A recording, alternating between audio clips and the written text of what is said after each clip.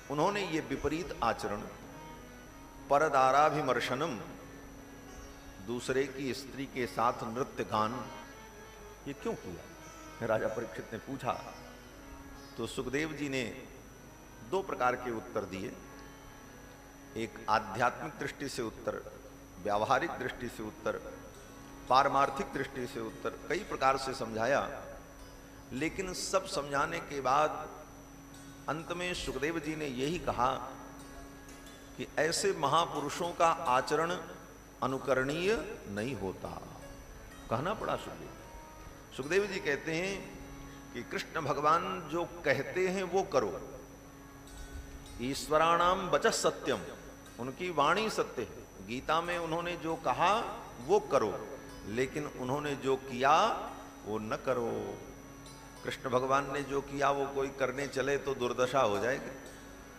लेकिन हमारे राम जी ने जो किया, बड़े बड़े विद्वानों को कहना पड़ा कि रामादिवत वर्तितव्यम, हमें कैसा आचरण करना चाहिए? तो राम जी के समान आचरण करना चाहिए। राम जी का आचरण अनुकरणीय आचरण है। रामादिवत वर्तितव्यम न रावणादिवत।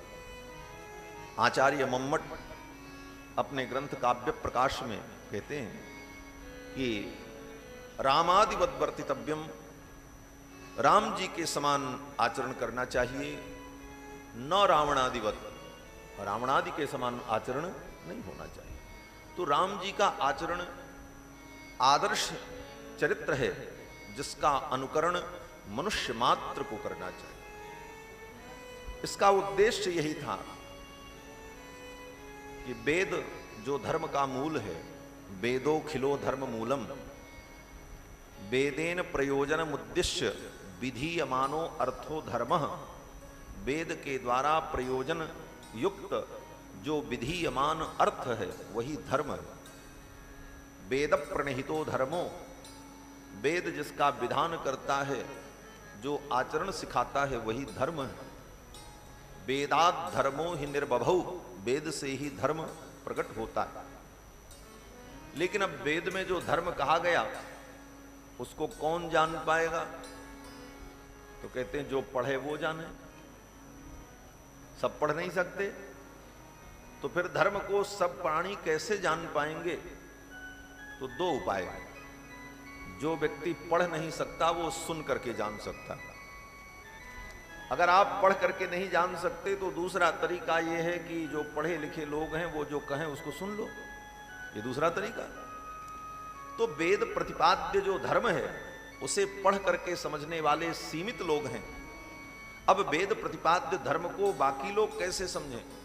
तो भगवान ने विचार किया कि अब मैं चल करके उस धर्म का स्वयं आचरण करके दिखाऊं, तो लोग देख करके अनुकरण करेंगे। बोले देख करके वही लोग अनुकरण करेंगे जो उस काल में विद्यमान होंगे, और लीला समाप्त होने के बाद कौन देखने जाएगा? तो कहते हैं फिर आने वाले युगों में इस लीला को लोग गाएंगे तो सुन सुन करके लोग धर्म का बोध प्राप्त कर लेंगे। यही भगवान के अवतार का मुख्य प्रयोजन है।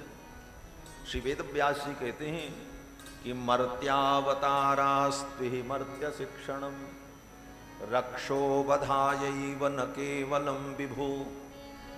मर्त्यावतारास्त्विहि मर्त्य शिक्षणम, मृत्युलोक में भगवान का ये अवतार मरण धर्मा प्राणियों को धर्म का उपदेश देने के लिए है। उनके चरित्र से हम धर्म का उपदेश प्राप्त करें, धर्म के पथ पर हम चलें। भगवान श्री राम का चरित्र ऐसा ही चरित्र है, और रामचरित्र का एक एक अक्षर हमारे जीवन के महान से महान पाप को नष्ट कर देने वाला है।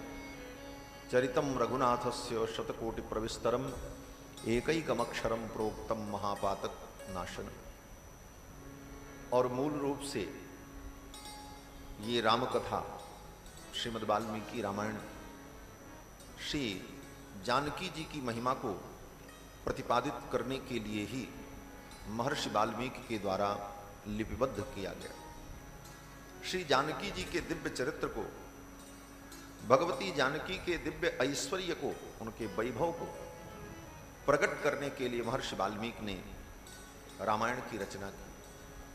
स्वयं महर्षि वाल्मीकि कहते हैं ये रामायण राम जी का चरित्र नहीं है। बोले तब? तो वाल्मीकि जी कहते हैं कि कृत्स्नम रामायणम काव्यम सीतायाश्चरितम महत। कृत्स्नम रामायणम काव्यम, ये संपूर्ण रामायण काव्य क्या है? बोले सीतायाश्चरितम महत, ये सीता जी का महान चरित्र है।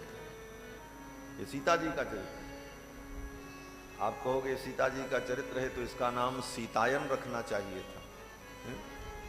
सीता जी का चरित्र है तो महर्षि वाल्मीकि इसका नाम रख देते सीतायन। रामायण क्यों लिखा? बोले रामायण का मतलब ये नहीं है कि राम जी का चरित्र। बोले तब? बोले रामायण का मतलब राम जी का घर। रामस्य अयनम रामायणम, ये राम जी का घर है। और राम जी रहते कहाँ हैं? बोले सीता जी के चरित्र में ही राम जी की प्रतिष्ठा है। सीता जी के चरित्र में ही राम जी प्रतिष्ठित हैं। सीता जी का चरित्र ही रामायण है और यही राम जी का घर है। मैं कथाओं में कहता हूं कि राम जी को ढूंढने के लिए न पर्वत पे जाने की जरूरत है न जंगल में जाने की जरूरत है। बोले तो राम जी कहाँ मिलेंगे? बोले किसी को ढूंढने के लिए आप कहाँ जाते हो? उसके घर जाते हो। उसके घर का एड्रेस मिल जाए तो आप उसे खोज लोगे। तो राम जी का घर क्या है? बोले रामायण। रामस्य अयनम रामायणम, यही राम जी का घर है। और इसी घर में खोजो राम जी को, इसी में राम जी मिल जाएंगे। बस राम जी को प्राप्त करने का साधन ही रामायण है। ये राम जी का घर है और ये सीता जी का महान चरित्र है। सीतायाश्चरितम महत। और वेदों का जो प्रतिपाद्य अर्थ है वो इतिहास पुराण के द्वारा सरल शब्दों में व्यक्त किया जाता है। इतिहास और पुराण ये वेदों की ही व्याख्या है। हमारे आचार्यों ने कहा कि इतिहास पुराणाभ्याम वेदम समुपबृंहे, वेद का ही विस्तार इतिहास और पुराण के द्वारा किया जाता है। इतिहास का मतलब आज जो हम इतिहास की किताबें पढ़ते हैं उस इतिहास की बात मैं नहीं कर रहा हूं।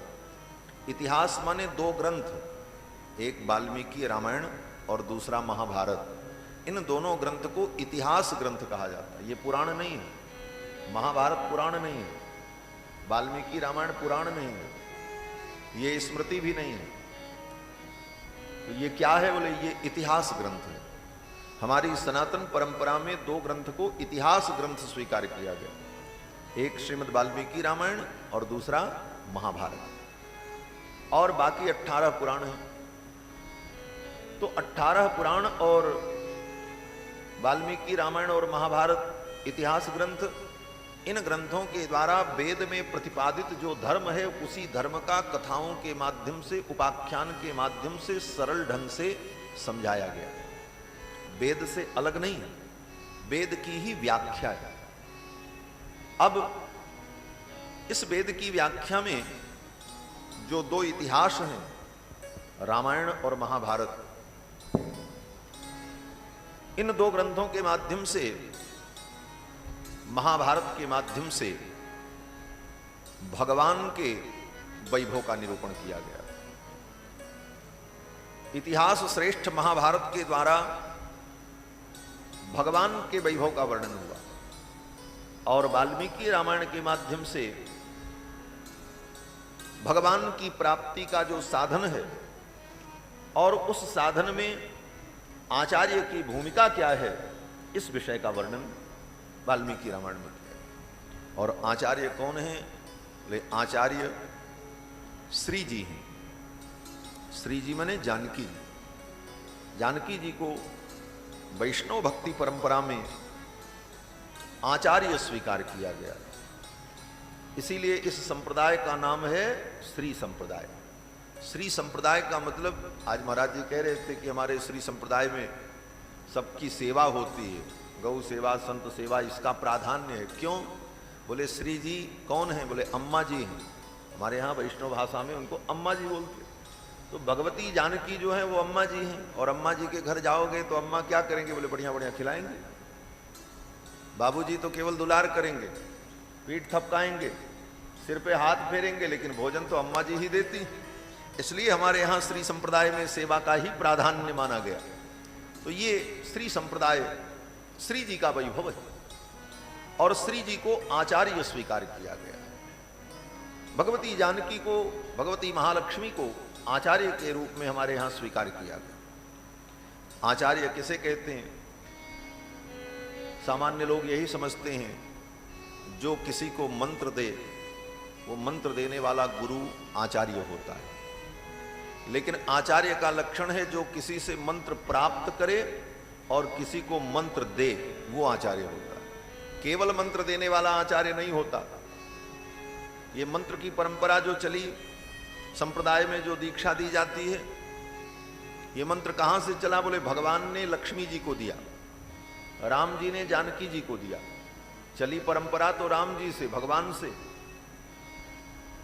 लक्ष्मीनाथ समारंभाम, सीतानाथ समारंभाम, लेकिन राम जी को और भगवान को आचार्य नहीं माना गया। उनको आचार्य नहीं माना जाता। क्यों? बोले भगवान ने लक्ष्मी जी को मंत्र तो दिया, राम जी ने सीता जी को मंत्र दिया, लेकिन भगवान ने किसी से मंत्र नहीं लिया। आचार्य वही होता है जो किसी से मंत्र प्राप्त करे और किसी को दे। तो सृष्टि के क्रम में सर्वप्रथम श्री जी ने भगवान से मंत्र प्राप्त किया और फिर आगे परंपरा में उस मंत्र का विस्तार किया। इसलिए श्री जी को हमारे यहां आचार्य के रूप में स्वीकार किया जाता है। श्री जी आचार्य हैं और उन्हीं श्री जी का वैभव ये रामायण है। श्री रामायणेन इतिहास श्रेष्ठेन कारागृहवास कर्त्या वैभव उच्यते। श्री लोकाचार्य स्वामी जी महाराज श्री वचन भूषण ग्रंथ में कहते हैं कि इतिहास श्रेष्ठेन, इतिहास श्रेष्ठ जो रामायण है, इसमें क्या कहा गया? कहते हैं इतिहास श्रेष्ठेन कारागृहवास कर्त्या, रावण के कारागार में वास करने वाली जो सीता जी हैं, तस्याह वैभव उच्यते, उनके वैभव का वर्णन वाल्मीकि रामायण में है। तो श्री जी का वैभव ही रामायण महाकाव्य है। सीतायाश्चरितम महत्, और श्री जी का वैभव यही है कि श्री जी की तो इतनी महिमा है हमारे यहाँ कि भगवान भी श्री जी के लिए क्या क्या नहीं करते। हाँ, जो कुछ भगवान करते हैं सब श्री जी के लिए ही करते। हमारे आचार्यों ने तो यहां तक कहा कि जैसे मोर अपने पंख को फैला करके नाचता है, किसके लिए? बोले अपनी मोरनी को प्रसन्न करने के लिए। उसी प्रकार भगवान ये अनंत अनंत सृष्टि को फैलाकर इसी सृष्टि में स्वयं भगवान नृत्य करते हैं, भगवती जानकी का मुखोल्लास करने के लिए, भगवती पराम्बा को प्रसन्न करने के लिए। और लीला में भी भगवान जो करते हैं, हमारे आचार्यों ने कहा कि हे प्रभु, आपने समुद्र का मंथन किया श्री जी के लिए और समुद्र का बंधन किया श्री जी के लिए। नाथो ममंथ बबंधतम हरधनुरसौ वल्ली भंजम बभंज च मैथिली अपि दशमुखीं लूत्वा रक्षः कबंधमनर्तयत् किमिव न तव पतिः कर्ता त्वच्चाटुचुंच मनोरथः। आचार्य पराशर भट्टर कहते हैं कि हे देवी, आपकी इतनी अद्भुत महिमा है कि ये भगवान भी दिन भर आपकी ही चापलूसी करते रहते। तो चाटुचुंच मनोरथा, आपकी चापलूसी से ही इनको सुख मिलता है और आपके लिए ही ये सब कुछ करते हैं। नाथो ममंथ बबंधतम, समुद्र का मंथन भगवान ने क्यों किया? आज इस प्रसंग में वाल्मीकि रामायण में समुद्र मंथन की भी कथा है। वाल्मीकि रामायण में समुद्र मंथन का भी प्रसंग आता है और आज ही प्रसंग है। विश्वामित्र जी सुनाएंगे राम जी को इसी यात्रा में, तो वो तो मैं नहीं विस्तार से सुनाऊंगा, लेकिन संक्षेप में इतना ही कहते हैं कि भगवान ने समुद्र मंथन क्यों किया। कहते हैं अमृत के लिए समुद्र मंथन हुआ। कोई कहता है समुद्र से रत्न को प्राप्त करने के लिए समुद्र मंथन हुआ, लेकिन समुद्र मंथन का मुख्य प्रयोजन भगवती लक्ष्मी को प्रकट करने के लिए हुआ। श्री जी को प्राप्त करने के लिए ही भगवान ने समुद्र मंथन किया था। क्योंकि दुर्वासा के शाप देने पर जब श्री जी समुद्र में चली गईं दुर्वासा ने इंद्र को शाप दे दिया कि तुम्हारा वैभव नष्ट हो जाएगा। तो लक्ष्मी जी ने सोचा कि दुर्वासा जी का शाप तभी सत्य होगा जब मैं भी चली जाऊं। तो लक्ष्मी जी ने भगवान के चरण को उठा करके शेष पर्यंक पर रख दिया। भगवान ने कहा कहां जा रही हो? तो लक्ष्मी जी ने कहा प्रभु अब मैं जा रही हूं। बोले मुझे छोड़ के मत जाओ। तो लक्ष्मी जी ने कहा अब आपके साथ नहीं रहेंगे। बोले क्या बात हो गई? तो कोई बहाना चाहिए था। तो लक्ष्मी जी ने कहा कि मेरी जो सखियां हैं वो मेरा उपहास करती हैं। क्या उपहास करती हैं? बोले यही कहती हैं कि तुम्हारे पति जो हैं ब्रह्माणी और रुद्राणी जो हैं ये मेरा उपहास करती हैं, कहती हैं तुम्हारे पति जो हैं वो तो लतखोर हैं, लात खाते हैं सब। बोले कौन मारता? बोले वो कोई ब्राह्मण आवे और लात मार के चला जाए। भृगु जी आए, मार करके चले गए। तो अब हम आपके साथ नहीं रहेंगे, सखियां मेरा बड़ा उपहास करती हैं और मुझे कष्ट होता है। ऐसा कहते हुए लक्ष्मी जी ने भगवान के चरण को पर्यंक पर रख दिया और लक्ष्मी जी ने कहा कि गच्छामि देव देवेश त्यक्त्वा त्वाम जगदीश्वर। हे जगदीश्वर आपको छोड़ के मैं जा रही हूं। और पत्नी रूठेगी तो कहां जाएगी? बोले उसका तो दो ही ठिकाना है, नैहर में रूठे तो ससुराल जाए, ससुराल से रूठे तो नैहर में जाए। इसीलिए न गीत गाते हैं मैं मैके चली जाऊंगी। और कहां जाएगी? इससे ज्यादा जाने का कोई जगह नहीं है। अब ये बात अलग है कि आज के आधुनिक युग में स्त्रियां पति को छोड़ के कहीं अन्यत्र चली जाएं, लेकिन नाराज होना, रुष्ट होना ये तो स्वाभाविक है व्यवहार जगत में। ऐसी स्थिति में भी नारी का धर्म, बोले ससुराल से रूठे तो नैहर चली जाए। तो लक्ष्मी जी ने भी सोचा कहां जाएं? बोले समुद्र में चली जाएं, वही उनका घर, समुद्र तनया है। इसीलिए देवताओं ने स्तुति की तो कहा सिंधु सुता प्रियकंता, सिंधु सुता है समुद्र की बेटी।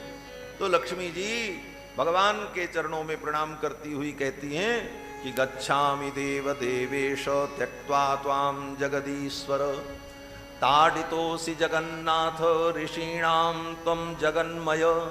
हे जगन्मय आप ऋषि के द्वारा ताडित हुए हैं, ऋषि ने आपको मारा है और ऐसे स्थल पर प्रहार किया जहां मेरा निवास है। इसीलिए लक्ष्मी ब्राह्मणों से थोड़ा दूरी बना के रहती है। हाँ, हमारे पूज्य स्वामी जी कहते थे ब्राह्मणों के पास ज्यादा लक्ष्मी क्यों नहीं आती? बोले लक्ष्मी जी रहती कहाँ हैं? बोले लक्ष्मी जी भगवान के हृदय में निवास करती हैं। तद वक्षस्थल नित्यवास रसिकाम, भगवान के वक्षस्थल में निवास करने वाली लक्ष्मी जी। और भृगु जी ने लात कहाँ मारी? बोले वक्षस्थल में। तो सबसे ज्यादा बुरा तो लक्ष्मी जी को लगा कि ये बाबा जी देखो हमारे ही घर में लात मारने आए। तो इसीलिए लक्ष्मी जी थोड़ा ब्राह्मणों से दूरी बनाए रहती। तो लक्ष्मी जी ने कहा कि ताडितो से जगन्नाथ ऋषि नाम तुम जगन्मय, इसलिए मैं जा रही हूं। तो लक्ष्मी जी चली गई समुद्र में। तो भगवान ने देखा अब इनके बिना तो आनंद नहीं है। तो लक्ष्मी जी को फिर प्रकट किया जाए। तो लक्ष्मी जी को प्रकट करने के लिए ही भगवान ने समुद्र मंथन की योजना बनाई। और समुद्र मंथन जब हुआ तो समुद्र मंथन से लक्ष्मी जी का प्राकट्य हुआ। ततश्चाविर्भूत साक्षात् श्री रमा भगवत्परा रंजयंती दिशक्कांत्या विद्युत सौदामिनी यथा। और भगवती जब समुद्र से प्रकट हुई तो सारे जगत का मंगल हुआ। तो समुद्र मंथन भी भगवान ने किसके लिए किया? श्री जी के लिए किया। और वही लक्ष्मी जी जब रामावतार में सीता जी के रूप में प्रकट हुई, राघवत्वे भवत सीता रुक्मिणी कृष्ण जन्मनी। पराशर महर्षि विष्णु पुराण में कहते हैं कि राघवत्वे भवत सीता, भगवान नारायण जब राघव बनते हैं तो महालक्ष्मी सीता बनती है। रुक्मिणी कृष्ण जन्मनी, और जब भगवान कृष्ण बनते हैं तो लक्ष्मी जी रुक्मिणी के रूप में प्रकट होते। देवत्वे देवदेहेयम मनुष्यत्वे च मानुषी, भगवान अगर देवता बनते हैं तो भगवती देवी बनकर के प्रकट होती। भगवान अगर मनुष्य के रूप में अवतार लेते हैं तो भगवती मानुषी बनकर के प्रकट होती। तो श्री रामावतार में सीता जी ही महालक्ष्मी है। और जब सीता जी लंका चली गई तो सीता जी के लिए ही भगवान ने समुद्र का बंधन भी किया। समुद्र पर पुल बांधा किसके लिए? बोले सीता जी के लिए। इसीलिए हमारे आचार्य कहते हैं कि श्री जी के लिए ही भगवान ने समुद्र का मंथन किया और श्री जी के लिए ही समुद्र का बंधन किया। रावण का वध भी किसके लिए? बोले श्री जी के लिए। ऐसे भगवान प्रभु श्री जी के लिए सब कुछ करते हैं। श्री जी का वैभव ही सर्वोच्च वैभव है। और आचार्य का वैभव क्या है?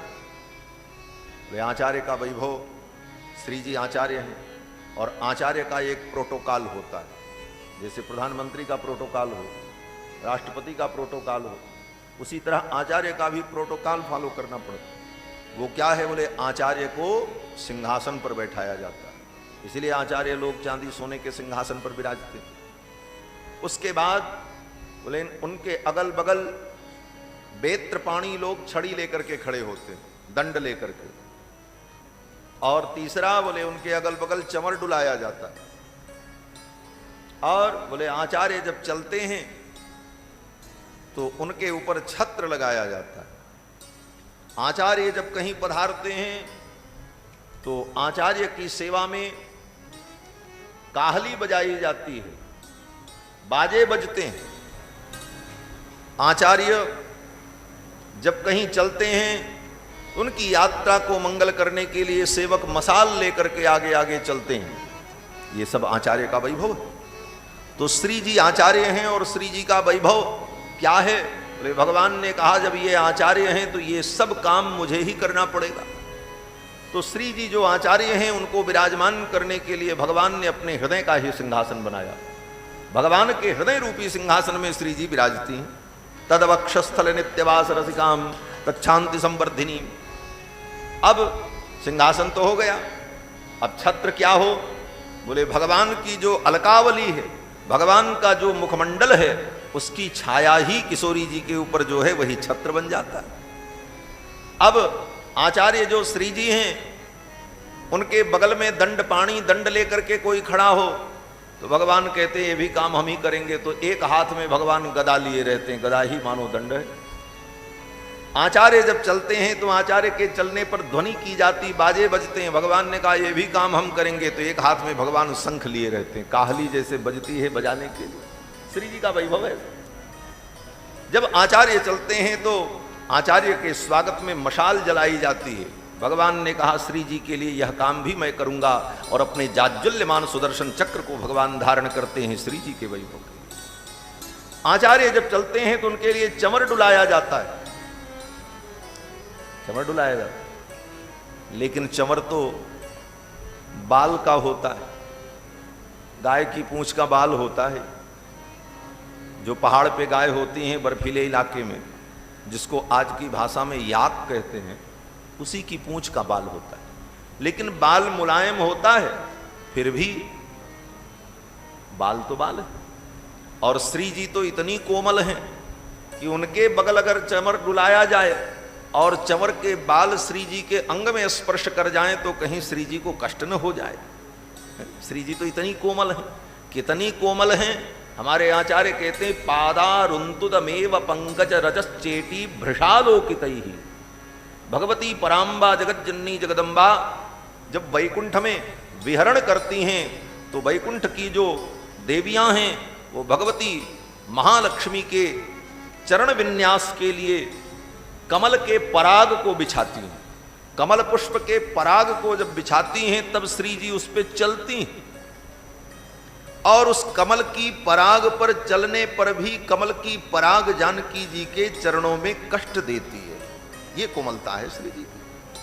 पादारुंतुदमेव पंकज रजः, पंकज का जो रज है, कमल की जो पराग है, वह भी उनके चरणों में गड़ती है कांटे के समान। पादारुंतुदमेव पंकज रजः। और कितनी कोमल है श्री जी। तो कहते हैं चेटी भृषालोकितैः।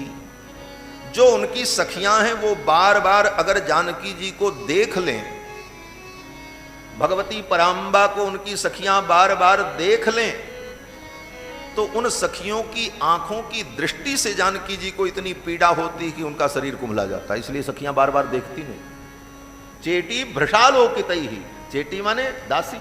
उन दासियों के द्वारा भृषा माने बार बार देखने पर श्री जी कुम्हला जाती हैं। ऐसी कोमलांगी जो श्री जी हैं, पद्मा हैं, कमल से प्रकट हैं। पद्म प्रिय पद्मदलायताक्षी विश्व प्रिय विश्व मनोनुकूले।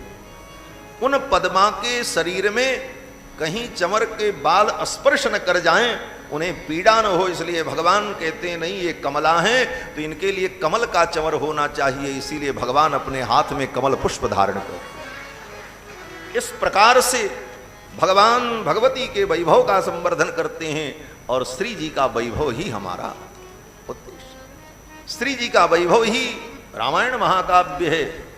आचार्य हमारे कहते हैं कि इतिहास श्रेष्ठेन रामायणेन कारागृहवास कर्त्या वैभव उच्यते। और ये अवतार श्री रामावतार भी भगवान का श्री जी के कारण ही हुआ। श्री जी के कहने पर ही भगवान ने अवतार लिया, और किसी के कहने होने पे अवतार नहीं लिया। वो कोई कितनी कहानी बताओ, हमारे आचार्य तो कहते हैं भाई श्री जी के कहने पे ही भगवान अवतरित हुए। श्री जी ने क्या कहा, बोले एक बार भगवती महालक्ष्मी अनेक लोकों में भ्रमण करती हुई जब बैकुंठ पहुंची तो बड़ी उदास थी। भगवान ने कहा क्या बात है देवी, आज आपका मुखमंडल इतना उदास है। तो श्री जी ने कहा महाराज, हमारे आपके दाम्पत्य जीवन में, हमारे आपके दिव्य दाम्पत्य जीवन में सब प्रकार का आनंद है, लेकिन एक आनंद नहीं है। बोले क्या है? तो श्री जी ने कहा हमारे आपके जीवन में सब आनंद है, लेकिन हमारा आपका विवाह महोत्सव नहीं मनाया जाता, हमारे आपके विवाह का दिन नहीं मनाया जाता, विवाह की कोई तिथि ही नहीं। हमने देखा संसार में लोग अपनी मैरिज एनिवर्सरी मनाते हैं, हमारी आपकी कब होगी? श्री जी ने कहा, तो भगवान ने कहा भाई मैरिज एनिवर्सरी उनकी होती है जिनका विवाह होता है। पहले वो दोनों अलग रहते हैं कि वो कहीं पैदा हुआ, वो कहीं पैदा हुआ, फिर दोनों का विवाह हुआ तो फिर वो विवाह का दिन मनाते हैं। लेकिन हमारा तुम्हारा तो सनातन संबंध है। ऐसा तो है नहीं कि विवाह होने के बाद लक्ष्मी जी भगवान की हुई और भगवान उनके हुए। तो ऐसे सनातन संबंध में ये उत्सव मनाने का कोई प्रसंग आज तक आया नहीं। तो श्री जी ने कहा भाई ये उत्सव तो बड़ा बढ़िया है, हमारे आपके इस दाम्पत्य जीवन में भी होना चाहिए। तो भगवान ने कहा इसके लिए कुछ करना पड़ेगा। बोले क्या करना पड़ेगा? बोले आप भी चलो संसार में, हम भी चलें संसार में।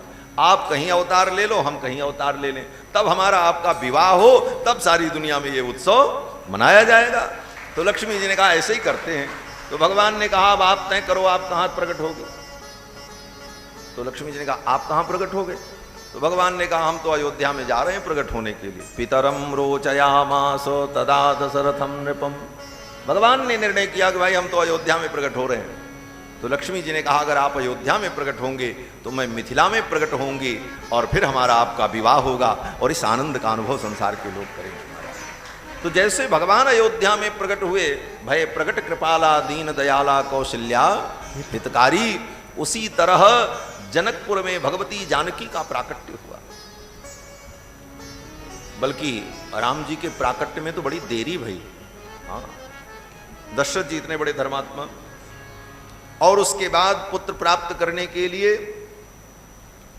यज्ञ करना पड़ा। 1 साल तक यज्ञ चला, सब आपने सुना ही कथा। और उसके बाद 1 वर्ष यज्ञ होने के बाद बोले तब भगवान गर्भ में आए। उसके बाद बोले उसके बाद भी 12 महीने तक प्रतीक्षा करनी पड़ी, तब भगवान का दर्शन हुआ। और श्री जानकी जी ऐसी करुणामयी कि जनक जी महाराज यज्ञ करने के लिए सोच रहे थे, और जनक जी महाराज यज्ञ करने की योजना बना रहे थे। ब्राह्मणों ने कहा पहले जमीन शुद्ध किया जाए, और जमीन का शोधन करने के बाद यज्ञ मंडप बने, तब यज्ञ हो, और तब यज्ञ के द्वारा आपको संतान की प्राप्ति हो। तो जनक जी महाराज यज्ञ करने की तैयारी करने लगे और जमीन को शुद्ध करने के लिए हल चलाने लगे। और ज्यों ही हल को जमीन में सटाया तब तक सीता जी प्रकट हो गई। यज्ञ मंडप भी नहीं बना, करना भी नहीं पड़ा, और साल भर प्रतीक्षा भी नहीं करनी पड़ी, और जानकी जी भूमि से प्रकट हो गए। भई प्रकट कुमारी भूमि बिदारी, जनहितकारी बहारी, अतुलित छवि बारी मुनि मनहारी, जनक दुलारी सुकुमारी, सुंदर सिंहासन कई पर आसन, कोटि हुतासन दुतिकारी, सिर छत्र विराजे सखीगण राजे निज निज कारज कर धारे सुर सिद्ध सुजाना हनई निशाना चढ़ई विमाना समुदाय पर सही बहु पूरा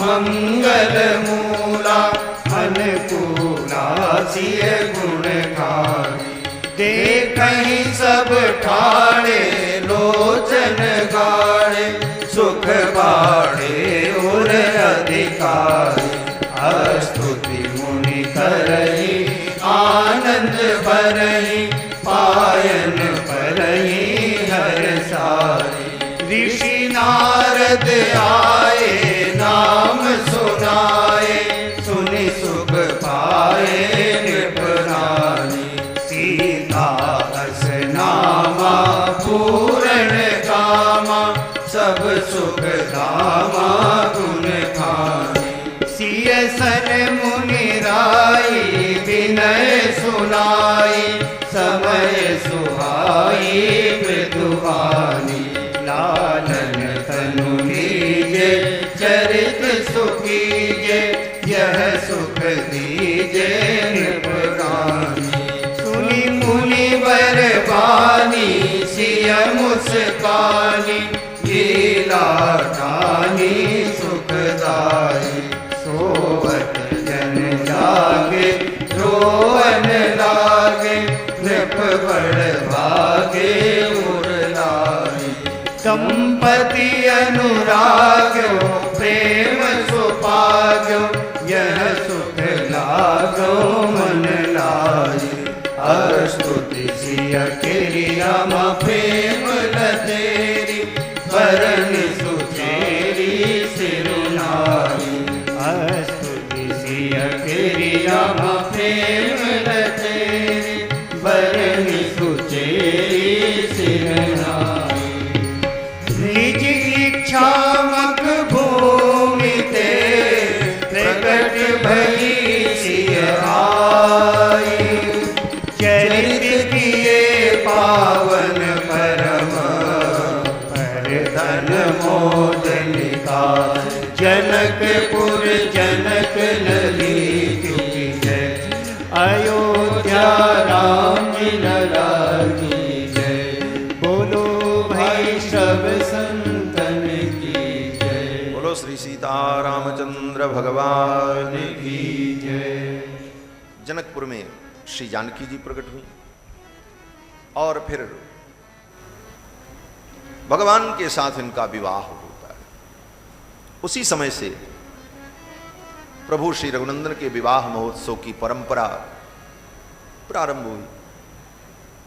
विवाह तो भगवान के और भी अवतारों में हुए, लेकिन जो आनंद राम जी के विवाह में वो कहीं विवाह तो कृष्ण भगवान के बहुत हुए। 16,108 विवाह कृष्ण भगवान ने किया, एक दो विवाह नहीं, 16,108। लेकिन किसी विवाह में कृष्ण भगवान को ये सौभाग्य नहीं मिला कि वो दूल्हा बन करके सज धज करके ससुराल जाते और उनकी सारी सरहज उनकी आरती उतारती, गीत गाती। ये सौभाग्य कृष्ण भगवान को नहीं मिला। वहां तो मार धाड़ चलती है, जहां जाते हैं कहीं साले साहेब की खोपड़ी फूटती है, कहीं रिश्तेदारों की खोपड़ी फूटती है, तब विवाह होता है। और उनके खानदान की बलिहारी, उनके बेटे का विवाह भी ऐसे, नाती का विवाह भी ऐसे, बंदे गुरु परंपराम वही हो रहा। लेकिन राम जी का विवाह तो अद्भुत विवाह है, न भूतो न भविष्यति, और इस विवाह का आनंद अद्भुत हुआ। श्री विश्वामित्र जी महाराज भगवान को अयोध्या से लेकर के आए। भगवान ने यज्ञ की रक्षा की और वहां पर विश्वामित्र जी के द्वारा जब सुना, धनुष यज्ञ सुनि रघुकुल नाथा, हर्ष चले मुनिवर के साथा। धनुष यज्ञ सुनि रघुकुल नाथा, धनुष यज्ञ सुनि रघुकुल नाथा, हर्ष चले मुनिवर के साथा।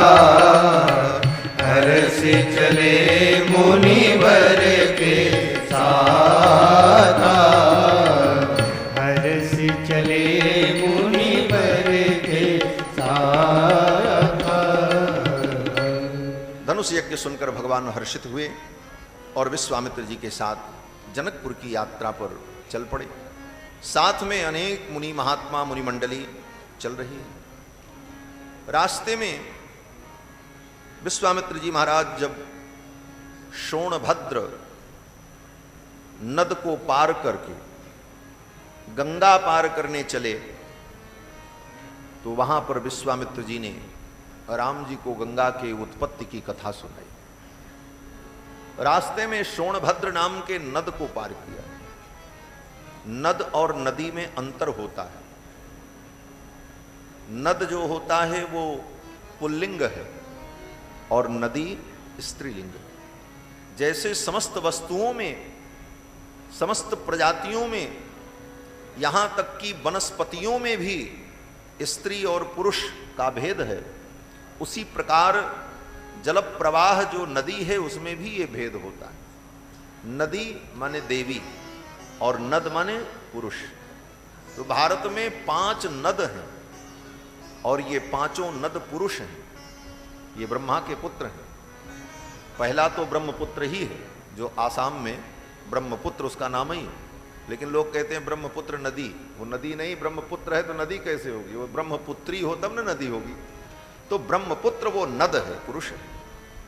और दूसरा नद शोणभद्र, ये दूसरा नद है। और तीसरा नद दामोदर और चौथा नद गंडक। गंडक जो है ये ब्रह्मा का पुत्र है। तो गंडक और गंडकी दोनों हैं। गंडक नद है और गंडकी नदी है। तो गंडक नाम का नद, गंडक, शोणभद्र, ब्रह्मपुत्र, दामोदर और चौथा नद है घरघर। घरघर नाम का नद, ब्रह्मात्मजो घरघरः, ब्रह्मा का पुत्र घरघर, जिसको घाघरा कहते हैं। वो घरघर नद अयोध्या से लगभग 50 किलोमीटर की दूरी पर पश्चिम दिशा में सरयू नदी में आकर के मिलता है। तो घरघर और सरयू दोनों मिल करके तब अयोध्या की ओर आते। तो ये 5 नद हैं। तो शोणभद्र नद रास्ते में जब पड़ा तो सोनभद्र नद को विश्वामित्र जी ने पार किया। फिर आगे गंगा के तट पर पहुँचे। तो गंगा के तट पर जब पहुँचे तो गंगा की महिमा के विषय में भगवान श्री रघुनंदन ने पूछा। तो विश्वामित्र जी ने गाधि सून सब कथा सुनाई, जेहि प्रकार सुरसरी मही आई। गंगा जी कैसे आई? तो विश्वामित्र जी कहते हैं, राम, हिमालय पर्वत की 2 बेटियां, एक का नाम गंगा और दूसरी का नाम उमा।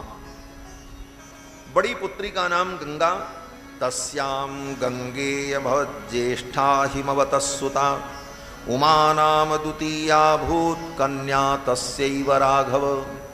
हे रघुनंदन, हिमालय पर्वत की 2 पुत्रियां, बड़ी पुत्री का नाम गंगा और छोटी का नाम उमा।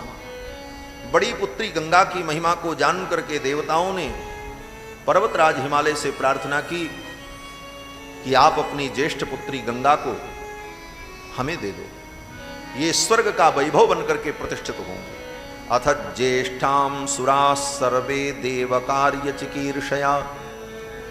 देवताओं के कार्य को सिद्ध करने के लिए पर्वतराज हिमालय ने अपनी ज्येष्ठ कन्या गंगा को देवताओं को दे दिया। गंगा जी स्वर्ग चली गई और स्वर्ग में प्रतिष्ठित हो गई।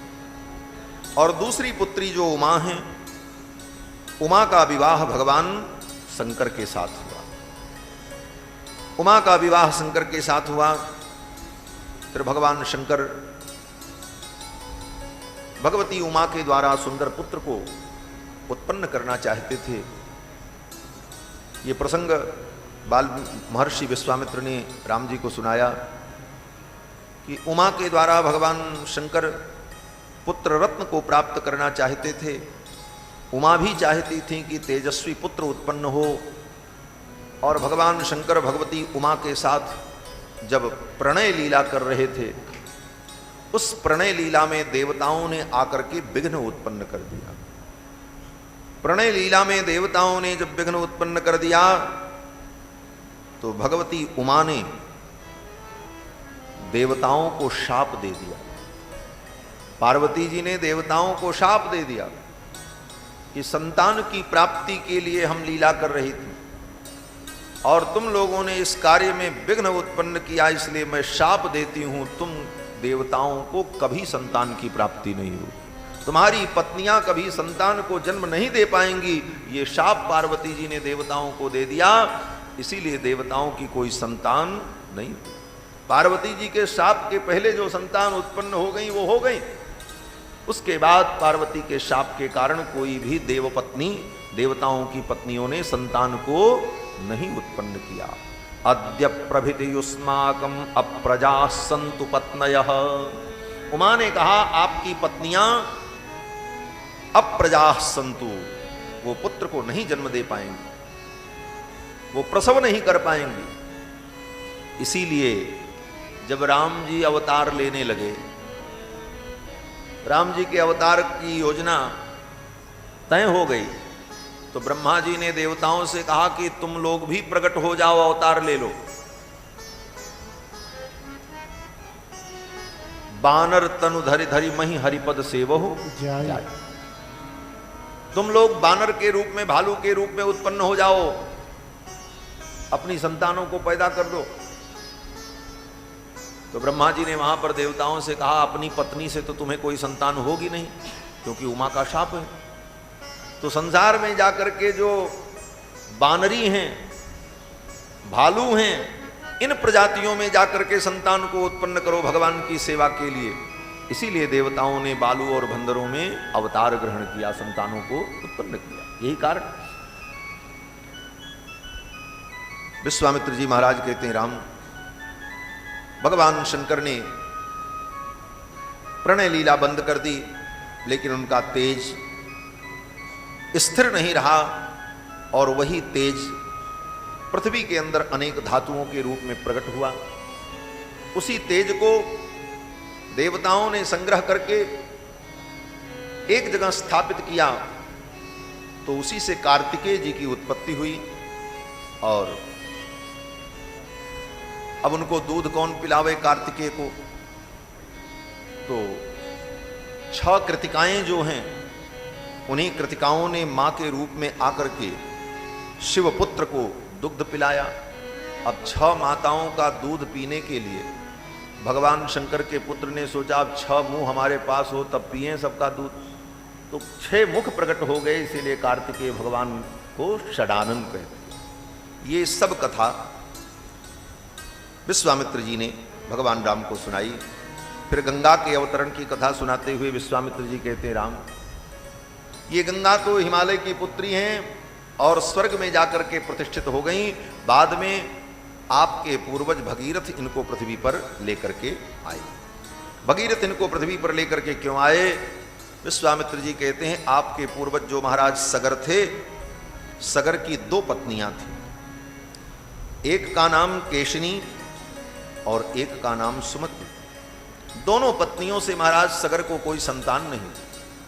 तो पति पत्नी दोनों ने जाकर के प्रश्रवण क्षेत्र में तपस्या की और वहीं पर भृगु जी महाराज तप कर रहे थे। इनकी तपस्या से भृगु जी महाराज प्रसन्न हो गए और भृगु जी ने कहा वरदान मांगो, क्या चाहिए?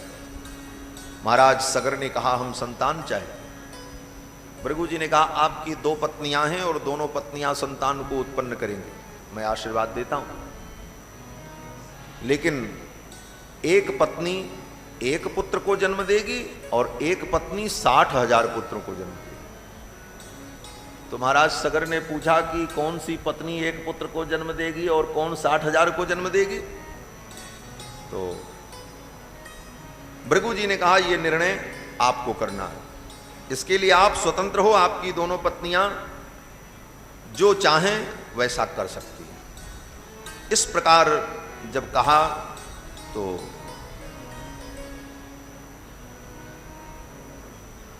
केशनी ने कहा कि मैं 1 पुत्र को जन्म दूंगी। तो भृगु जी ने कहा ऐसा ही होगा। और दूसरी पत्नी जो सुमति थी उसने कहा कि हम 60,000 पुत्र को जन्म देंगे। भृगु जी के आशीर्वाद से सगर की पत्नी केसनी ने एक सुंदर पुत्र को जन्म दिया जिनका नाम असमंजस हुआ। और दूसरी पत्नी जो सुमति थी उनके गर्भ से एक तुम्ब पैदा हुआ।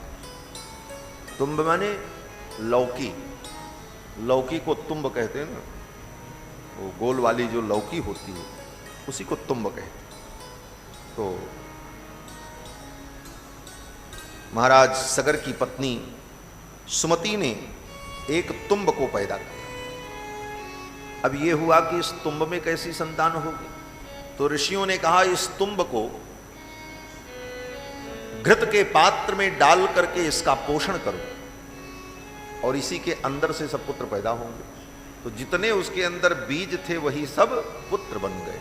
लौकी के अंदर बहुत बीज होते और फिर वही 60,000 पुत्र सगर के उत्पन्न हुए। विश्वामित्र जी कहते हैं कि महाराज सगर ने जब अश्वमेध यज्ञ किया तो उनके यज्ञ के घोड़े को इंद्र ने चुरा करके ले जाकर के पाताल लोक में कपिल मुनि के आश्रम के सन्निकट बांध दिया।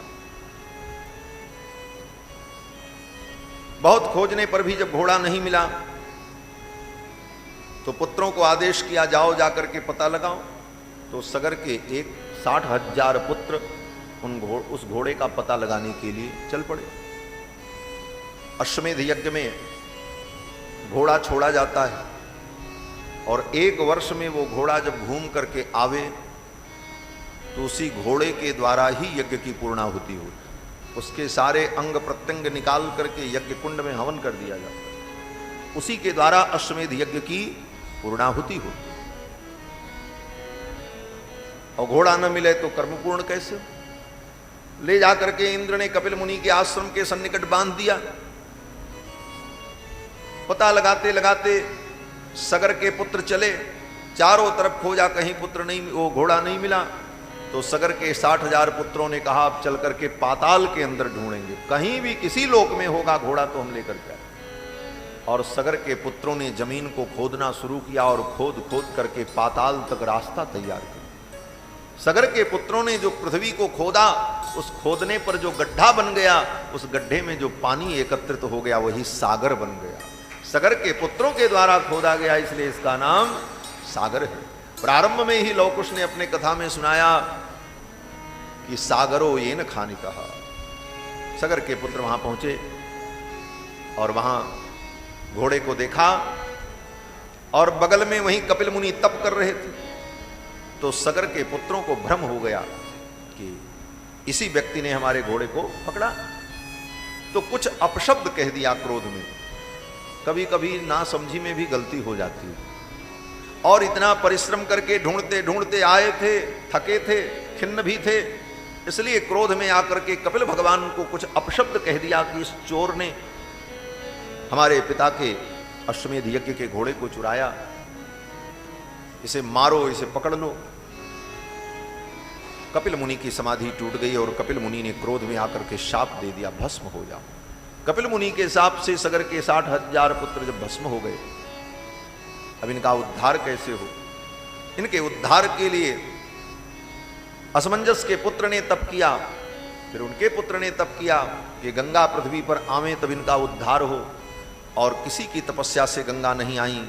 तो अंत में श्री भगीरथ महाराज जो इनके कुल में उत्पन्न हुए, भगीरथ ने जाकर के तप किया और तब भगीरथ जी के द्वारा गंगा का पृथ्वी पर आगमन हुआ। भगीरथ के पिता ने भी तप किया, उनके पिता ने भी तप किया, लेकिन उनकी तपस्या से गंगा नहीं आई। भगीरथ की तपस्या से ही गंगा क्यों आई?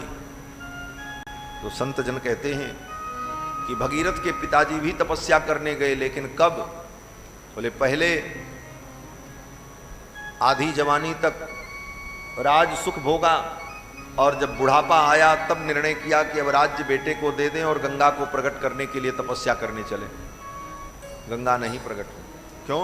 बोले गंगा ने समझ लिया कि मेरा प्राकट्य इनके जीवन का महत्वपूर्ण कार्य नहीं है, महत्वपूर्ण कार्य तो राजभोग था। राजभोग करने के बाद जब समय बचा तो चलो गंगा को प्रकट करने के लिए प्रयास करें, तो गंगा नहीं आई। यही उनके पिता ने किया। लेकिन भगीरथ जी ने क्या किया? बोले भगीरथ जब राजा बने तो उन्होंने निर्णय किया कि पहले हम गंगा को प्रकट करेंगे, फिर कोई दूसरा काम। उनके जीवन का प्रधान कार्य था गंगा को प्रकट करना। और भगीरथ जी महाराज तप करने के लिए गए और भगीरथ जी की तपस्या से गंगा पृथ्वी पर आई। शिव की जटा में होकर एक धारा के रूप में पृथ्वी पर गंगा आई। और गंगा जी जब चली, भगीरथ जी महाराज आगे आगे चल रहे थे, गंगा जी उनके पीछे पीछे चल रही थी। गंगा इनका नाम क्यों पड़ा? ऐसे तो इनका नाम विष्णु पादोदका है, विष्णु के चरण कमल से उत्पन्न है, इसलिए विष्णु पादोदका। लेकिन गंगा नाम इसलिए पड़ा, बड़ा गंभीर अर्थ है गंगा शब्द में कि गच्छतीति गह, जो चलता है उसको कहते हैं गह, और उस चलने वाले का जो अनुगमन करती हैं उनका नाम गंगा। तो भगीरथ आगे आगे चल रहे हैं और उनका अनुगमन कर रही हैं, उनके पीछे गंगा चल रही हैं, विष्णु पादोदका, इसलिए इनका नाम गंगा पड़ा। इस प्रकार से गंगा जी का प्राकट्य होता है। गंगा जी आई और बड़े वेग से गंगा जी जा रही थीं, तब तक रास्ते में एक महर्षि का आश्रम पड़ गया। उन महर्षि का नाम था जन्नु। जन्नु नाम के महर्षि थे, तपस्या कर रहे थे। गंगा जी ने उनके आश्रम को सब बहा दिया, गंगा के प्रवाह में बह गया। जन्नु महर्षि को क्रोध आ गया, गंगा ने मेरे आश्रम को मिटा दिया। बस तपोमूर्ति महर्षि जन्नु ने गंगा जी को ऐसे हाथ में लिया और आचमन करके पी लिया, सब गंगा को अपने पेट में रख लिया। भगीरथ महाराज तो व्याकुल हो गए, हम जिस कार्य के लिए गंगा जी को लाए थे गंगा जी वहां तक पहुंचे ही नहीं पाई। ये जन्नु महर्षि ने पी लिया गंगा को। और फिर भगीरथ जी ने जन्नु महर्षि से प्रार्थना की कि अपने पूर्वजों के उद्धार के लिए मैं इनको ले जा रहा हूं, आप कृपा करो। तब जन्नु महर्षि ने कहा कि अब तो इनको मैं पी गया हूं, अब इनको मैं कैसे निकालूं? पी गई वस्तु को निकालने का मार्ग, बोले पीने के बाद वो वस्तु अगर किसी मार्ग से निकलेगी तो वो अशुद्ध हो जाएगी, मुंह से ही निकले तो उल्टी हो जाएगी, बमन हो जाएगा, वोमिटिंग जो होती है वो तो अशुद्ध होती है। और मलमूत्र के मार्ग से निकले तो मलमूत्र बन जाएगा। तो अब किस मार्ग से निकले कि ये शुद्ध बनी रहे? तब जन्नु महर्षि ने कहा कि अब एक मार्ग बचा है, कान के मार्ग से इनको निकाला जाए। उल्टी कर देंगे तो गंगा जी अशुद्ध, और मलमूत्र के मार्ग से जल रूप में बहें तब भी अशुद्ध, कोई स्वीकार नहीं करेगा। तब जन्नु महर्षि ने अपने कान के द्वारा गंगा जी को पुनः प्रकट कर दिया। तो जन्नु महर्षि के द्वारा प्रकट हुई, इसलिए इनका नाम जाह्नवी पड़ा है। गंगा का एक नाम जाह्नवी है और महर्षि के कान से प्रकट हुई, कानों से जन्नु महर्षि ने प्रकट किया। ततस्तुष्टो महातेजा सोत्राभ्याम असृजत प्रभु, अपने कानों से गंगा जी को जन्नु महर्षि ने बाहर निकाला। इसीलिए कान जो है ये पवित्र होता है, क्यों? बोले इसमें गंगा का निवास है। इसीलिए ब्राह्मण लोग जब शौच करने जाते हैं तो जनेऊ को कान पे चढ़ाते हैं, क्यों? बोले यहां जनेऊ रहेगा तो शुद्ध बना रहेगा, अशुद्ध नहीं। कान पर यज्ञोपवीत चढ़ाने का विधान इसीलिए है क्योंकि कानों में गंगा का निवास है। और विशेष करके द्विज के कर्ण में, ब्राह्मण के कर्ण में, क्षत्रिय के कर्ण में, वैश्य के कर्ण में गंगा का निवास है। इसका नाम श्रुति। कान परम पवित्र होता है और श्रुति परम पवित्र है, और श्रुति माने कान। इसीलिए यज्ञोपवीत अशुद्ध न हो तो शौचादि क्रिया करते समय कान पर यज्ञोपवीत को बांधने की विधि है। और भी विधि है, ये ब्राह्मण लोग, विद्वान लोग जानते हैं। यज्ञ मंडप में बैठे रहो, यज्ञ करते रहो, बीच में कोई अशुद्धि हो जाए, कोई वस्तु छू जाए तो उस समय व्यक्ति स्नान करने नहीं जा पाएगा।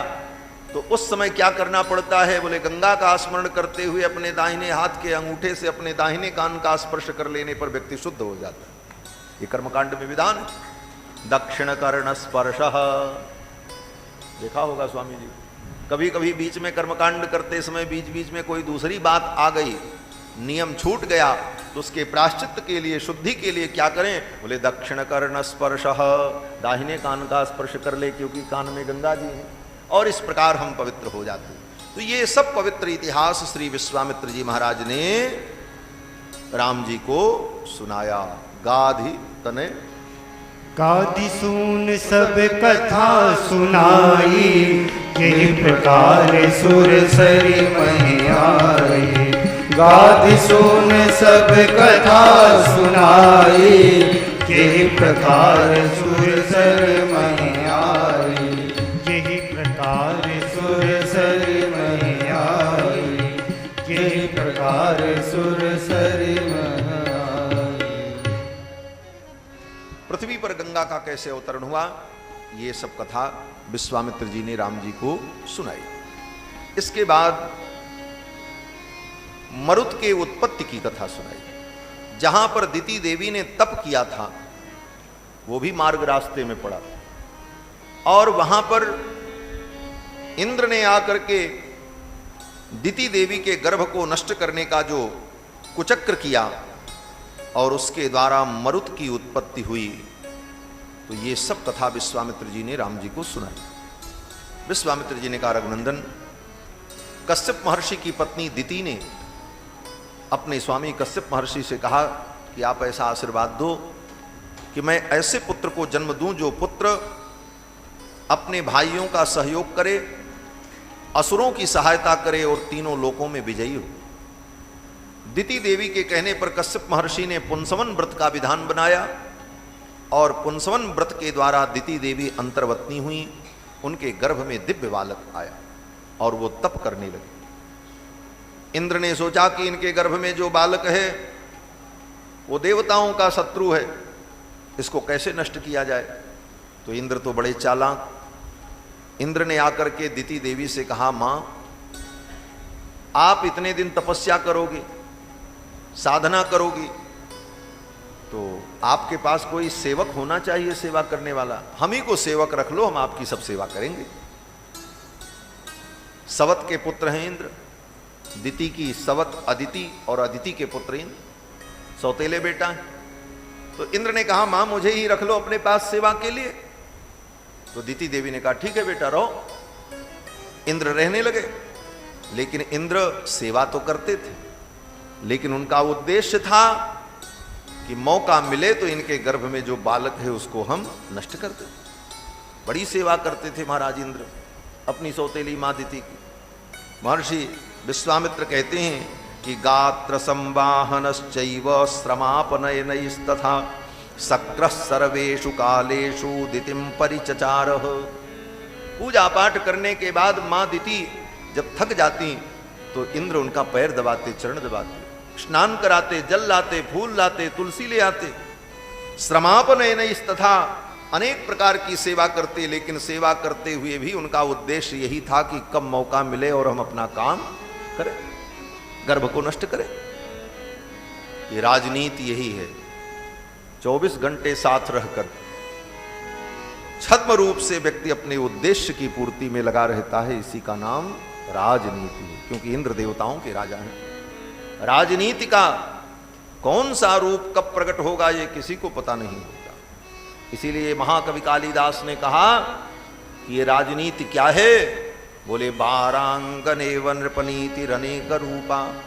जैसे वारांगना के अनेक रूप होते हैं, नर्तकी के अनेक रूप होते हैं, कब किस भाव में किससे मिलेगी, तो नर्तकी का जैसा कोई सिद्धांत नहीं होता, उसी तरह राजनीति का भी कोई निश्चित सिद्धांत नहीं होता। वारांगने नृपनीति अनेक रूपा। इसलिए विद्वानों ने कहा है कि राजनीतिज्ञ कौन है। बोले, जो व्यक्ति अपनी छाया पर भी विश्वास न करे वही पक्का राजनीतिज्ञ है। राजनीति अविश्वास से ही प्रारंभ होती। हर व्यक्ति को अविश्वास की दृष्टि से देखते हुए सावधान होकर के व्यक्ति कार्य करे, वही राजनीतिज्ञ हो सकता है।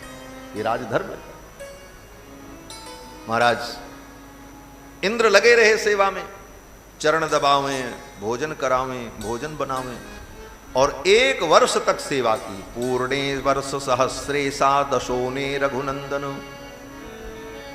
1 वर्ष तक सेवा की और मौके की तलाश में थे कि कोई कमी दिखाई पड़ जाए तो मैं इनके गर्भ को नष्ट कर दूं। एक दिन मां दिति मंत्र का जप कर रही थी बैठकर, और जप करते करते उनको झपकी आ गई, नींद आ गई। मंत्र जपते जपते लोग सो जाते हैं, हल्की सी नींद आ जाती है 1-2 मिनट के लिए और फिर धीरे से सावधान हो गए तो जप करने। लेकिन ये नियम नहीं है। अगर जप करते समय, नियम करते समय बीच में नींद आ गई, बोले शरीर अशुद्ध हो गया। अब उसका विधान यह है कि माला वहीं रख दो और जा करके स्नान करो और स्नान करके पुनः आकर के तब जप करो।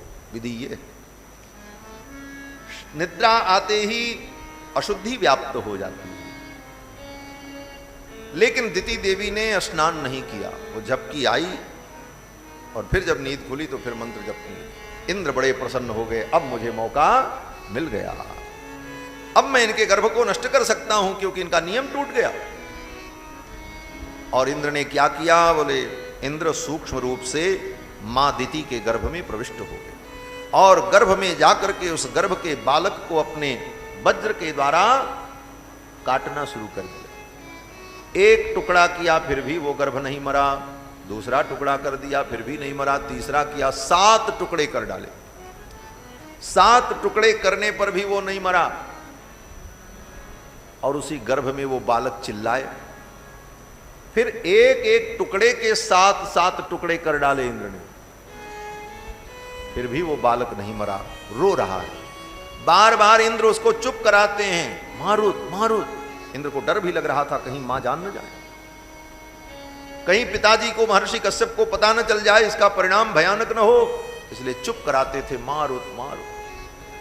लेकिन वो तो रोता ही जाए, इतना तेजस्वी था कि एक टुकड़े के 7 और 7 के फिर एक एक के 7 टुकड़े किए। कितने टुकड़े हो गए? 49 टुकड़ा होने के बाद भी वो गर्भ नष्ट नहीं हुआ। इंद्र तो भयभीत होकर के गर्भ से बाहर आकर के मां से प्रार्थना कर रहे, मुझसे अपराध हुआ। तब तक वे 49 टुकड़े प्रकट हो गए देवता के रूप में। दिति देवी बड़ी प्रसन्न हुई और दिति देवी ने इंद्र से कहा, हे इंद्र, ये तुम्हारे भाई हैं, इनको भी तुम अपना बना लो, इनको अपने साथ रखो, इनका भी तुम आदर करो, ये तुम्हारे भाई हैं। फिर तो इंद्र ने मां दिति की बात को स्वीकार कर लिया और उसी समय महर्षि कश्यप आए और ये निर्णय हुआ कि इनका नाम क्या होगा। ये 49 बच्चे पैदा हुए, इनका क्या नाम होगा? तो इंद्र ने कहा, भाई इनको हमने कहा था मारुत मारुत, मत रो मत रो, तो इनका नाम कर दो मारुत। यही मरुत हो गए। मरुत माने पवन देवता। पवन देवता जो हैं उन्हीं का नाम मरुत है और वही मरुत 49 रूप में प्रकट हो गए। हरि प्रेरित तेहि अवसर चले मरुत 49, हरि प्रेरित तेहि अवसर चले मरुत 49। अट्टहास करि गर्जा कपि बड़ लागे आकाश, अट्टहास करि गर्जा कपि बड़ लागे आकाश। हाँ कपि बड़ लागे आकाश, हाँ कपि बड़ लागे आकाश। वही 49 पुत्र जो थे वही मरुत बन गए, वायु देवता बन गए। इस प्रकार वायु देवता की उत्पत्ति का वर्णन किया और तब तक ये सब कथा सुनाते सुनाते विश्वामित्र जी राम जी को लेकर के कहां पहुंच गए? बोले जनकपुर पहुंच गए। जनकपुर जब पहुंचे तो जनकपुर की सीमा में ही एक उपवन था। वह उपवन बड़ा सुंदर, लेकिन उस उपवन में कोई जीव जंतु नहीं, कोई पक्षी नहीं, कोई पशु नहीं। मिथिलोपवने तत्र आश्रमं दृश्य राघवः, पुराणं निर्जनं रम्यं पप्रच्छ मुनिपुंगवम्। उस निर्जन आश्रम को देखकर राम जी ने विश्वामित्र जी से पूछा, गुरुदेव ये कैसा आश्रम है? इस आश्रम में कोई जीव जंतु नहीं, कोई पशु पक्षी भी नहीं बोल रहे हैं और आश्रम इतना सुंदर है। ये कैसा आश्रम है? किसका आश्रम है? आश्रम एक दीख मग माही। उस आश्रम को देखकर राम जी ने विश्वामित्र जी से पूछा तो विश्वामित्र जी ने कहा, राम ये महर्षि गौतम का आश्रम है। यहीं पर महर्षि गौतम निवास करते थे अपनी पत्नी अहिल्या के साथ। और अहिल्या ने कुतूहलवश इंद्र के प्रणय को स्वीकार कर लिया और उसके परिणाम स्वरूप महर्षि गौतम ने अहिल्या को शाप दे दिया। अहिल्या महर्षि गौतम के शाप से शापित होकर के यहां पर पड़ी है। हे राम, इसका कल्याण करो। तारयैनम महाभागाम अहिल्याम देवरूपिणी, देवरूपिणी अहिल्या का उद्धार करो। ये कहते हुए विश्वामित्र जी ने राम जी को पूरी कथा सुनाई। क्या कथा सुनाई? विश्वामित्र जी कहते हैं, राम, अहिल्या के सौंदर्य को देखकर इंद्र आकृष्ट हो गए।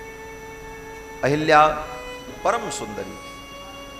अहल्या का मतलब ही होता है जिसके अंदर कोई दोष न हो, जिसके अंदर किसी प्रकार की कोई कमी न हो। हल्य माने कुरूपता, और जिसके अंदर हल्य नहीं है उसका नाम है अहल्या। ऐसी परम सुंदरी अहल्या। और अहल्या किसी माता पिता से उत्पन्न नहीं थी। ब्रह्मा जी ने अपने संकल्प से अहिल्या को प्रकट किया था। ब्रह्मणा निर्मिता अहल्या, ब्रह्मा जी ने अहिल्या को उत्पन्न किया था। अहिल्या के सौंदर्य को देखकर इंद्र चाहते थे कि ब्रह्मा जी अहल्या को मुझे दे दें, और भी देवता चाहते थे कि ये मुझे मिल जाए। लेकिन ब्रह्मा जी ने कहा ये अद्भुत रत्न किसी योग्य व्यक्ति को ही प्राप्त हो। और ब्रह्मा जी ने एक शर्त लगा दी कि जो व्यक्ति संपूर्ण पृथ्वी की परिक्रमा करके आएगा उसी को मैं अहिल्या का दान करूं। जो सबसे पहले संपूर्ण पृथ्वी की परिक्रमा करके आ जाए उसको मैं अहिल्या का दान करूं। सब लोग चल पड़े परिक्रमा करने। तो गौतम महर्षि ने क्या किया? बोले गौतम महर्षि जा रहे थे परिक्रमा करने, तब तक उनकी गाय, उनके आश्रम की जो गऊ थी, वो गऊ बच्चे को जन्म दे रही थी। बच्चे को जन्म दे रही थी गाय। बच्चा बाहर निकला था, उसका मुख और उसका पैर बाहर था। महर्षि गौतम ने विचार किया कि शास्त्र के अनुसार, वेद के अनुसार, जब गाय के दो मुख हों, द्विमुखी गाय हो जाए। द्विमुखी गाय का मतलब एक मुख उसका और बच्चे को जन्म देते समय दूसरा मुख जो पीछे बच्चे का दिखाई पड़े, उस स्थिति में वो गाय द्विमुखी गाय कहलाती है। उस समय उस द्विमुखी गाय की परिक्रमा कर ले तो संपूर्ण पृथ्वी की परिक्रमा का फल प्राप्त हो जाता है। और उसी समय अगर संकल्प कर ले कि इस गाय का हम किसी ब्राह्मण को दान कर देंगे तो संपूर्ण पृथ्वी के दान का ही पुण्य प्राप्त हो जाए। महर्षि गौतम ने विचार किया इसी की मैं परिक्रमा कर लूं। और तुरंत महर्षि गौतम ने अपने गऊ की परिक्रमा की और परिक्रमा करके आकर के ब्रह्मा जी को प्रणाम किया। ब्रह्मणा निर्मिता हल्या द्विमुखी गोह परिक्रमा। तो दो मुख वाली गाय की परिक्रमा करके गौतम जी आ गए, ब्रह्मा जी को प्रणाम किया। ब्रह्मा जी ने प्रसन्न होकर के अहिल्या का दान गौतम जी को किया। दत्ता पुरा गौतमाय, गौतम जी को दान कर दिया। महर्षि गौतम अहिल्या के साथ आनंद पूर्वक रहने लगे। लेकिन इंद्र तो पहले से ही चाहते थे। एक दिन इंद्र चुपके से आए और आकर के अहिल्या से कहा कि मेरे प्रणय को तुम स्वीकार कर लो। इंद्र के निवेदन को अहल्या ने स्वीकार कर लिया। लोग कहते हैं इंद्र ने धोखा किया, अहिल्या जान नहीं पाई। लेकिन महर्षि वाल्मीकि कहते हैं कि अहिल्या को सब मालूम था। इंद्र ने आकर के कहा संगमम तो हम इच्छामी त्वया सह सुमध्यमे। हे सुमध्यमे, त्वया सह संगमम इच्छे, मैं तुम्हारे संगम को चाहता हूं। तो अहिल्या ने कहा कि आप देवताओं के राजा इंद्र हैं और आप मेरी कामना करते हैं, ये तो मेरा सौभाग्य है। अहिल्या को लगा कि मैं सौभाग्यशालिनी हूं कि स्वर्ग के राजा इंद्र मुझे चाहते हैं। महर्षि वाल्मीकि कहते हैं कि मतिम चकार दुर्मेधा, मतिम चकार दुर्मेधा, दुर्बुद्धिशालिनी अहिल्या की बुद्धि उस समय विकृत हो गई। मतिम चकार, और अपने मन को इंद्र के अनुकूल बना दिया अहिल्या ने, अहिल्या ने कहा ठीक है, मैं आपके प्रणय निवेदन को स्वीकार करती हूं, लेकिन आप भी सावधान रहना, हम भी सावधान रहें। महर्षि गौतम को अगर पता चल गया तो खैर नहीं होगी। इंद्र ने कहा इसकी चिंता मत करो। और इंद्र ने वेश बदल करके मुनिवेश सहस्राक्षम विज्ञाय रघुनंदन, महर्षि गौतम का वेश बना करके इंद्र आए। गौतम का वेश क्यों बनाया? कि अहिल्या पहचान न पावे। बोले अहिल्या तो पहचान ही रही, वो तो जान ही रही। बोले तो फिर मुनिवेश बनाने का मतलब क्या है? बोले मुनिवेश बनाने का मतलब ये था इंद्र का कि मैं अगर गौतम महर्षि की कुटिया में प्रवेश करूंगा अपने वेश में तो कोई देख लेगा तो जान जाए, और ऐसे कोई देखेगा तो यही समझेगा महर्षि गौतम गए, और निकलते समय भी अगर किसी ने देख लिया तो यही समझेगा कि गौतम महर्षि जा रहे हैं, किसी को मेरे ऊपर संदेह नहीं होगा। इसलिए इंद्र ने गौतम महर्षि का वेश बनाया और आकर के अहिल्या से मिले। अहिल्या से मिलकर के महर्षि इंद्र जब जाने लगे तो अहिल्या ने कहा कि कृतार्थास्मि सुरश्रेष्ठ, हे सुरश्रेष्ठ आपको प्राप्त करके मैं कृतार्थ हो गई। कहां छिपाओगे? लोग कहते हैं अहिल्या का कोई दोष नहीं था। महर्षि वाल्मीकि की आप्त वाणी है, महर्षि वाल्मीकि का वचन है, और वाल्मीकि जी को ब्रह्मा जी का आशीर्वाद है। क्या आशीर्वाद है? बोले नते वाग नृता काव्य काचिदत्र भविष्यति, महर्षि वाल्मीकि की वाणी काव्य में कहीं अनृत नहीं होती, असत्य नहीं। अहिल्या ने कहा कृतार्थास्मि सुरश्रेष्ठ, हे सुरश्रेष्ठ आपको पाकर के मैं कृतार्थ हो गई। गच्छ शीघ्रमितः पभो, अब आप जल्दी से चले जाओ क्योंकि महर्षि गौतम के आने का समय हो गया। और एक काम करना, इंद्र ने कहा क्या? बोले आत्मानं मां च देवेश, आत्मानं मां च देवेश सर्वथा रक्ष गौतमात्, आप अपनी भी रक्षा करना और मेरी भी रक्षा करना महर्षि गौतम के द्वारा। कहीं उनको पता चल गया तो न आपकी खैर होगी न हमारी।